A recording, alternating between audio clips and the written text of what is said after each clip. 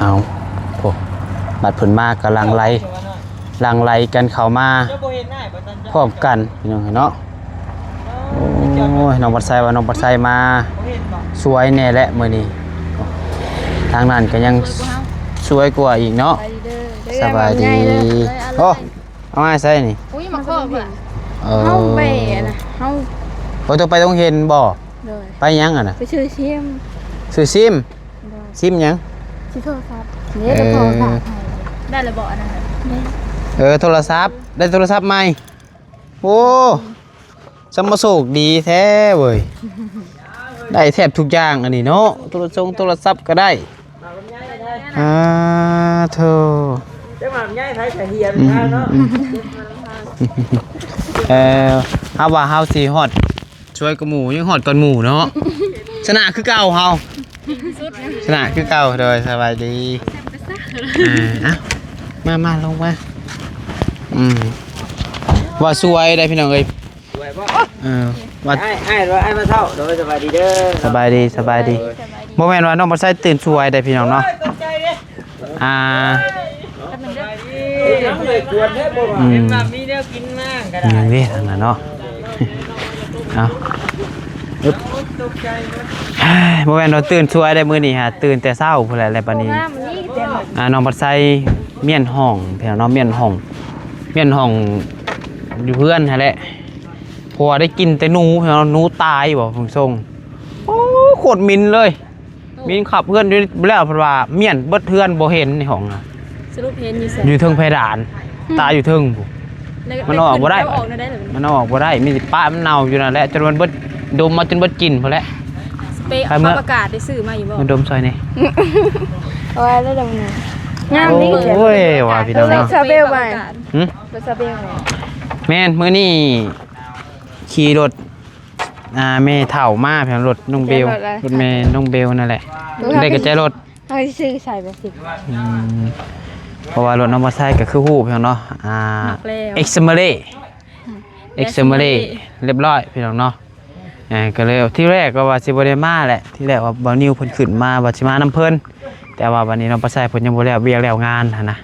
เพื่อแลนั่นแลนี่มื้อเช้านี่ก็วุ่นแน่พี่น้องเอ้ยไปหันไปหนีบจน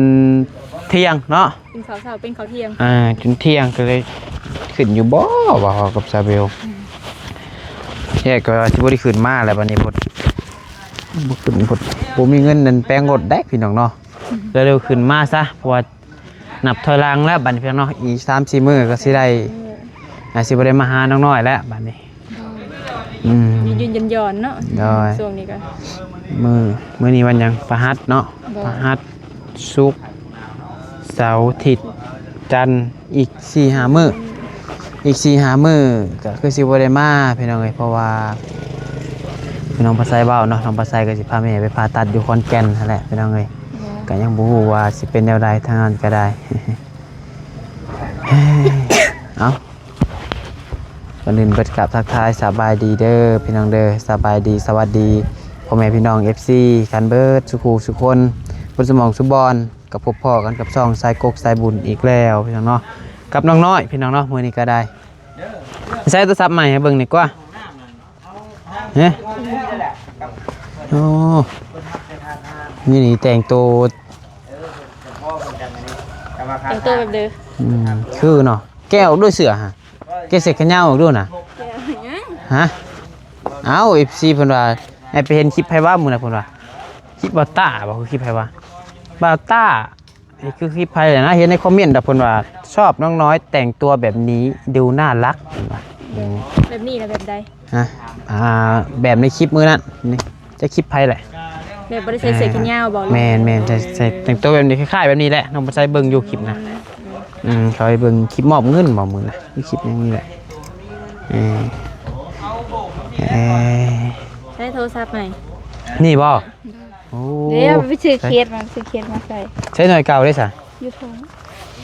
ใช้มาเบิ่งดูหน่วยเก่ากันหน่วยเก่ามาเบิ่งพร้อมโอ้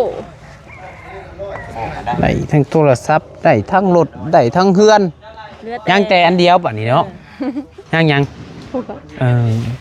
แต่ผัวพี่น้องผัวก็สิให้ช่วยหาให้บ่ใช่หาเก่ามาแท้นี่แท้ เบิ่งใช้หน่อยใหม่กันเก่า เกิด อันนี้คือหน่อยใหม่เนาะ เคสมันก็ขาดเลย Apple บ่ได้แม่นเด้บ่ได้ Apple เอ้ Apple อ๋อโปร Apple ต้องออกเสียง Apple ว่าสิ Apple อันนี้ได้ซะยังไงมันเอามันคล้ายๆกันนี่เนาะอันเดียวกันละว่านี่ ทีโน่ นี่ Tino อาซิเมน Tino ต้องออกเสียงก็ถูก เหมือนว่าพีโน่ พีโน่ ฮะเหมือนว่าพีโน่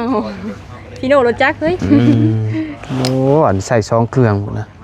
ธรรมดาน้อยๆเนาะจับเบิ่งดูจับแค่พูดเพิ่นนี่นี่ได้สับซองเครื่องพุ่นน่ะใหม่เลย1 2 3 โอ้คักๆโอ้ ไม่ใช่ โอเคอันนี้ขายบ่300,000 ว่าแล้ว บ่เคสอันนี้บ่ขาย300,000 500,000ไป อ๋อ เคสขาดจะขาดแล้วยังบ่ขาย500,000เบิ่งเอาพี่น้องพ่อ1,000 2,000 ขาย2,000 เอามาจีบจังว่าจังบ่ขายได้นี่ เงินว่าจ้ามอบให้เป็นแบบนี้ คือใบใหม่ครับเฮ้ย จุดกรอบเนาะ ยืมเลยเด้อเสียมือแปลงรถเด้อ ได้ เอามาเท่ได เฮ้ย ให้ดีบ่ ไม่ได้ให้จืด ให้ยืมมาแล้วให้ยืมดีบ่ ใช่ได้ โอเคจ้ะ อะไรจังมาใส่ก็ได้ จักเดือนให้ยืมได้จักเดือน เอาดอกได้ เท่าไรแหละ อันเดือนละ10 มื้อต่อ200,000 10 มื้อต่อ 200,000 โดยถิ่มแล้วว่า ยืมเงิน1,000เดียว10 มื้อต่อ 200,000เกินไปให้ตัวรวยซะเอาว่าแท้ได้ยืมไปเด้อ ได้ ตอนนี้มีอยู่พอดีเป็น1,500 เลย ให้แปลงรถก่อนมีหลุดมาหาตัวได้ ได้ โอเค ก็ได้เงินได้ครับก็จังส่งก็ โอ ได้ เค เอาลีได้กันเป็นตัวใด เด้เบิ่งคือกระเป๋า ว้าก ระเป๋าก็ตึงๆอยู่นะ ตึงหยัง เฮ็ดรู้เด้ผมโอ้ กับเงินโตคือเก่าหาแล้วยืมเงินโตได้แปลงว่ะยืมเงินเฮ็ดเงินตัวนี้ได้ ได้บ่มีปัญหาดอก บ่น่ากันจะยืมเงินโตนี่อันนั้นน่ะเงินผู้ใหญ่อันนี้คือเงินโต ได้ เอาเด้อยืมน้อย1,100พี่น้องเอ้ย 10 มื้อต่อ200,000 โอเคพูดแหละได้ลูกได้เมียจังสิใช้ตัวไล่เอาเลยตัวบวกเอาเลย นอกจากนี้ เอาสู้ๆเด้อ10 ปีตัวก็ไล่เอา10 มื้อ200,000 20 มื้อก็400,000ชาตินี้ตัวต้องเฮ็ดหยังนอนถ่ากินเงินทำอาหารโลด เชื่อกินได้เลยพอนะถ้าต้มพวงเด้อ บ่ได้กะนอนท่าจนแล้วจนมันได้พุ่นเลยโจกเอาบวกไปสุดละ10 ปี20 ปีมันจักล้านบาทลองคูณเบิ่งบวกคูณเบิ่ง สิได้ล้านเด้อ อันนั้นแล้วก็จังหวัดตัวบ่ต้องเฮ็ดหยังสันตัวนอนถ่าอยู่เฮือนเปิดพัดลมนอนเย็นสบาย ได้ เอาไม่จ่อยนั่นหน่อยสิหายเพื่อนเลยเอาหมอบเงินว่าหยอกโอ้ทางน่ะมีโนจักนี่บ่โอ้เสียดายกินข้าวก่อนเว้ย จบ โทรบอกแล้วอุ๊ยเนาะอุ้ย กระโดดกินข้าวมาเลย โอเค ตัวเสียแท้สบายดีเด้อ ไปดีเด้อ มันเอาคักเลยนี่ โอ้เขาถามซื้อเคสกินอีก3%บ่ขายเว้า บ่ ไม่ได้เอาชื่อให้ได้อะ แม่นบ่ โอ้โอ้ แล้วจะสิซื้อบ่300,000ยังเว้าอยู่ บ่ขายเลยจะพอเราจะบ่ขายเนาะ งั้นจะหายไปไหนเลย 300,000ยังบ่ขายเฉยถามมื้อเด้อเป็นอะไรไปเข็มมอนบ่สิ ก็ท แล้วแต่เบิ่งคลิปอยู่อยากไปเด้ อะไรปรึกษากันนะเด้มื้อน่ะตัวเก็บเงินยังบ่ได้ 3,000 ตัวเก็บเงินบ่ได้ต้องอะไรอาหารเห็นป่ะ ครูบอกบ่งบเท่าไหร่ไปมื้อนะใช่มีงบแค่คนละ200เอาค่าบัตรเขาคนละ100 70,000แหละ ค่าบัตรเขา โอ้ย 3,000น่ะสบายดากเลย ไปป่ะฮะ ค่าบัตรขึ้นนั่น มีแต่70,000กับประมาณ100 พอดีแหละอันมื้อแรกนี่อาสิถือ6ตัวอาสิซื้อรถมาหับตัวเลย เราถือ6ตัวเว็บแรงนี่แหละ อาสิขี่รถใหม่มาหับตัวเลยคนแรกเลยตัวนี้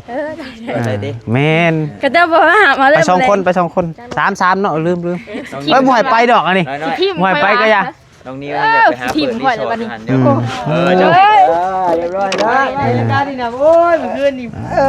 เกิดมาผู้ใดเนาะจุงหลุดจุงล่าง เห็นยัง เด้อเฮ้ย ฮะ เอาคันใหม่แล้วเฮ้ยลืมแก้วมา โอ้แค่นี้ ไปใช้เลยอันอีแหล่โซตายฮะ กะกูแลอยู่เพื่อน ยังไปแป้งบ่ ยังกะว่าสิเอาไปแปลงอยู่ใช่ครับแต่ยัง มันตุ๋ยเรื่อยเนาะ มันถางเงินเดือนออกตอนนี้อ่า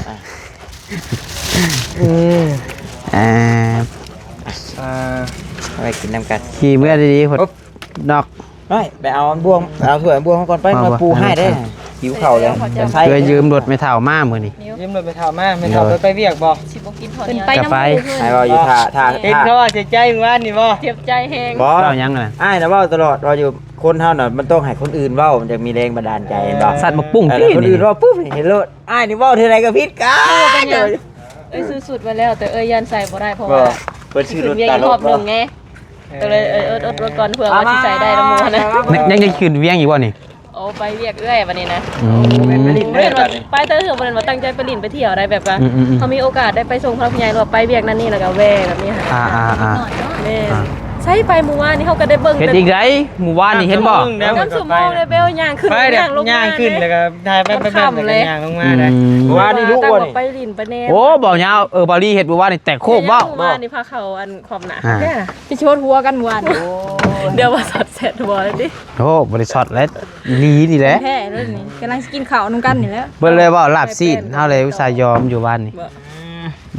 ได้เพิ่น มื้อนี้พี่น้องเอ้ยจะ ฮะ สิได้สิเมื่อมื้อนี้ได้สั่ง แม่นบ่เบิ่งซะไปเบิ่งก่อนซะเด้อ ไปเบิ่งแม่ โดยสบายดีเบิ่งซะไปโอ้มีแน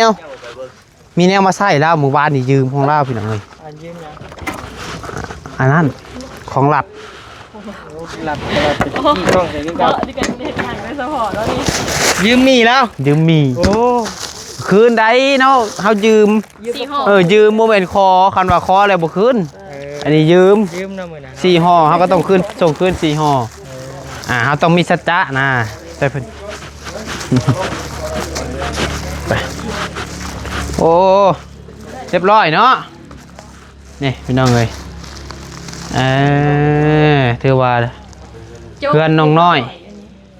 สำหรับการเทพื้นพี่น้องเนาะถือว่าสำเร็จเป็นทีเรียบร้อยแล้วมีแต่หับเงินบัดนี้เนาะถ้าเบิ่งเบิ่ง ชื่อขนมผักเจ้า ถือว่าโอเคเรียบร้อยพี่น้องเนาะ แล้ว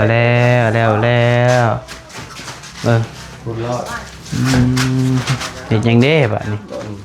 ฮะแกงไข่บ่อันนี้มาส่งเด้อส่งได้ส่งขอบใจคือกันกินหมี่เจ้าคืนนี่ก็ได้ส่งคืนแล้วเป็นอะไรเรียบร้อยเรียกงาน แล้วใช่ ม มันต้องผักมันได้หรือผักกันแล้ว อ่ะขอบคุณใครอยากกิน เลย ได้2-3คน4คนกับบ่หมด หาก็แล้ววังหนึ่งนี่บ่ แม่นแหละวังไหนนี่แหละกับผักกันครับยังบ่ทันเห็นครับ เลย โอ้เพิ่นไข่ครับ ถือว่าเรียบร้อยแล้วบัดนี้เนาะปูนยังจักสอบ นี่เด้ ยังสำนี่เนาะ ต้องสอบเครื่องยังอยู่นั่นน้อยหนึง เขาปิ้งนี่เด้อ ยังปูน2สอบเป็นยังไง ต้อง ถือว่าสำเร็จไปอีก1ขั้นตอนเนาะ แม่น สำหรับหับงาน แม่นแหละ ขั้นตอนนี้ก็กับเทพื้น แม่น เรียบร้อย เรียบร้อยยัง หับเงิน 15,000บัดนี้ แม่น อันมันจะไปนั่งกินข้าวนำกันแล้วว่ะนั่งกินข้าวนำกันอยู่นอกกูแล้ว อืม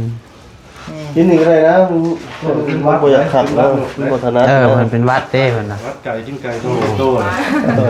อะไรเงี้ย สัญญาณเพิ่นติด ไผบอกว่ากินไก่ลาย ไก่ที่อมนะอมล้างมือแต่ละมือ มันสลงเลงอยู่นะครับกับเพื่อนอยู่นะมันก็ยังอดลุย เพราะว่า แล้ว มั่มนี่เพราะว่ามั่มนี่แบ่งกัน มาแต่อันน่ะผู้ได้นี่ตะแข ปากเซโอเคเราปากเซ หลังแขก เฮ้ยจานจ้ะ ใช้น้ำมันนี้คือซื้อมาหลายเพศสิเมื่อเลย เมื่อโลดเนาะ ฮะ เด็กเอิ้นใช่เปล่ากัน 1 2 3 4ซื้อมาหาตุกเลยหา6ตุกเลยอ๋อ ห้องดัง คนในห้องดังเนาะ ดังเอาละดอก ทำกัน3คนเอา2อัน3คน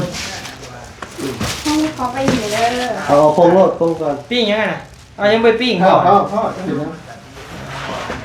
ทุบเหมือนที่อัน ต้มไข่ดิ แกงไข่ แล้วแกงไข่ จังมีแห้งเลยมันสวงไข่ หกอะไรวะหก เดี๋ยว แปดหาหกเจ็ดหาบอกหกเจ็ดหกเงินบาทวะ ฮะ เงินบาทเลทมัน 1,000เดือนนึงเท่าไหร่ 1,000มันก็แล้วแต่ห้านบางห้านก็ 6 685กระบน่าจะบรุษ680นะอันว่าไล่สูงไว้เนี่ย685ซะ ปัญหา อยู่ไล่ต่ำกับ80 มันเพื่อนหลังน่ะคอยไปแต่ คูณร้อยเอาดิ ยังได้685 เฮ็ดแบบใดคุณ คูณร้อย เอาก็คูณ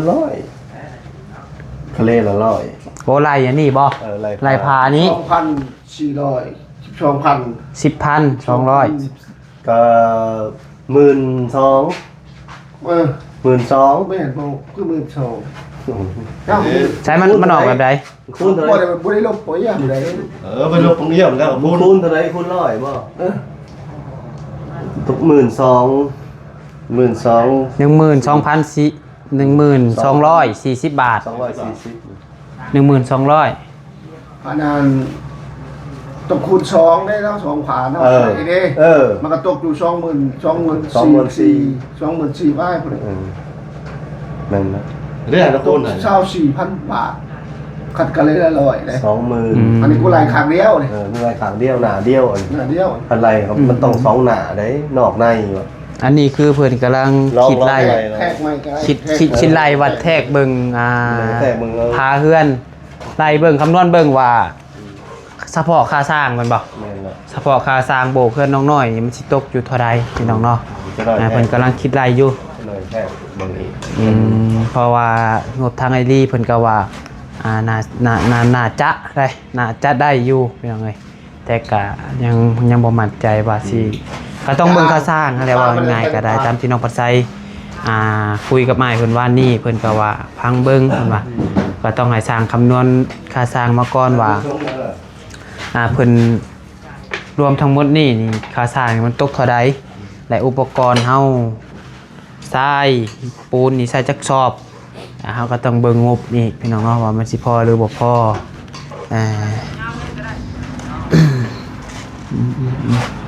แต่ว่าอะไรเบิ่งคร่าวๆ20,000ปลายบ่ แม่นเดี๋ยวจะหน่อย แต่ว่ายังบ่แน่นอนเนาะ แม่แก้กันใหม่ไล่ใหม่ว่ะไล่กินเดี๋ยวเราไล่มีแต่หน้าเดียวหนึงเราบ่ไล่ข้างนอกเราไล่เป็นหน้าเดียว เด้อ ไล่เขาฆ่าเบิ่งเด้ โอเคมีแต่ว่าชูเจ้าปรึกษากันไล่เบิ่งอีกเทื่อนึงแล้วก็จังบอกชูเฮาก็ได้ แม่น ว่ามันตกอยู่เท่าใดกันแท้หั่นนะ จะแทกเบิ่งใหม่แล้วเบิ่ง โดยมาแทกน้ำกันอีกเท่านึงเพียงให้พวกกินข้าวก่อนซะเพราะว่าเขาก็จะคู่กับจากให้งานมันต่อเนื่องเลยนะพี่น้องคะแนนว่าเพิ่นยังบ่ได้เฮ็ดห้องน้ำห้องนิ่มพี่น้องเนาะคะแนนว่าเพิ่นเฮ็ดห้องน้ำมาสร้างเป็นห้องน้ำก่อนก็ให้เพิ่นเฮ็ดห้องน้ำก่อนพี่น้องเนาะประมาณนั้นว่าเพิ่นก็ปิ้งปิ้งกันนั่นอยู่ เอาไป ใจ โอ้ เจ้าถือไปเพิ่งเจ้าถือไปเลย เอาไปพุ่นบ่ เร็วฮอนโอ้ไปทางนี้นี่เลย แกงไข่แกงไข่ใส่ผักบุ้ง มันใส่เผ็ดนี่เนาะ แกงไข่เอาบวง ขออนุญาตเด้อ เปล่า เอาบวง ๆมันได้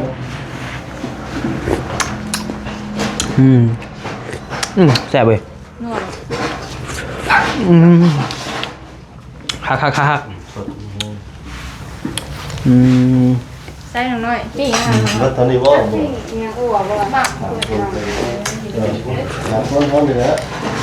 แป๊บอันนั้นปิ้งโดนหมักนะ ปิ้งบ่โดนปิ้งมันชุกแล้วก็พอ ซุปกระเพาะอันลงบ่เป็นซุปนั่นแหละ นี่ตัวนี้เพิ่นปิ้งแล้วว่ะ ย่างไหน ตัวนี้ก็ยังบ่ได้ปิ้งบ่หม่ำนะ สุกแล้ว ซุปแล้วจะบอก สุกแล้วโอ้ยอันนี้สุกแล้วขนาดนี้เด้อเขาขนาดนั้นยังยิงว่า ไฟก็ยังแห้งอยู่ต้องไฟ เอาเข่ามาเลยเขามีเลย ออกปิ้งหรือเผา ว่างเลย ปิ้งหรือเผา นะกินข้าว เด้อเอาเลย เอาวางหนาชิเผาแล้วบ่แม่นปิ้งแล้ว นะกินมั้ย โอ้อันนั้นใช่ไหมเอาซุปกับอุ่นน้ำเสืออุ่นน้ำบ่ ครับอุ่นเอากับไปซะไป นะกินข้าว เอาไปเสิร์ฟไปเพิ่นนำ เจ้าได้บอกก่อนเด้ ได้บ่บ่นี่ฮอด เอาเลย ไม่บ่ตาเพิ่นอยู่พี่ติ